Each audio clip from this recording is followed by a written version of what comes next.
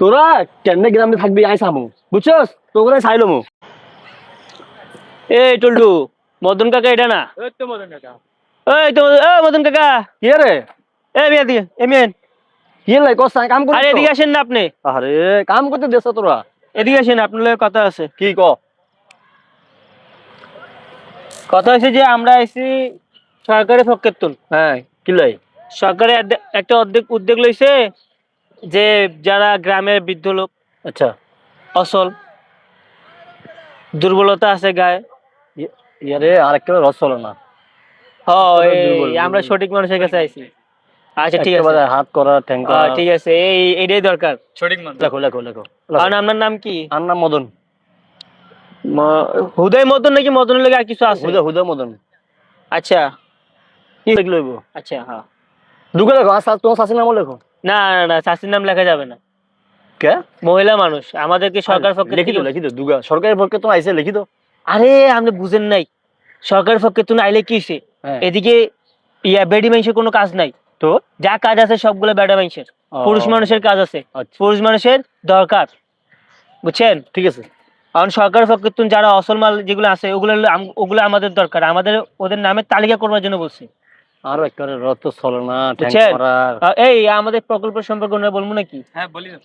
আচ্ছা, সরকার যে উদ্যোগ দিছে সেই উদ্যোগ অনুযায়ী আমরা সুন্দরবন নাম শুনছেন? নাম শুনছি তো। ওই যে সুন্দরবন চিনেন? আমগো বাংলাদেশের শেষ মাথায়। নাম শুনছি, যাই না কোনো সময়। আচ্ছা, বাংলাদেশের শেষ মাথায় যে খুলনা আছে না, খুলনার ওদিকে সুন্দরবন। আচ্ছা ওদিকে তো আপনি জানেন অনেকগুলা পশু পাখি থাকে। হ্যাঁ, বাঘ, হেয়াল, ভাল্লুক, কত কিছু থাকে।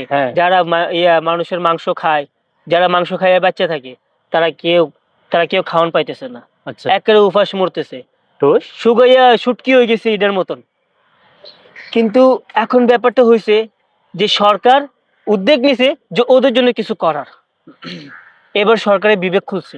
আচ্ছা, সরকার ভাবতেছে যে ওদের জন্য কিছু করবে, তাই সরকার বলছে যে গ্রামে যারা অচল মাল আছে, বৃদ্ধ লোক, যাদের গায়ের দুর্বলতা বেশি, হাঁটাচলা করতে পারতেছে না, বয়ে বয়ে খায়, চলে না।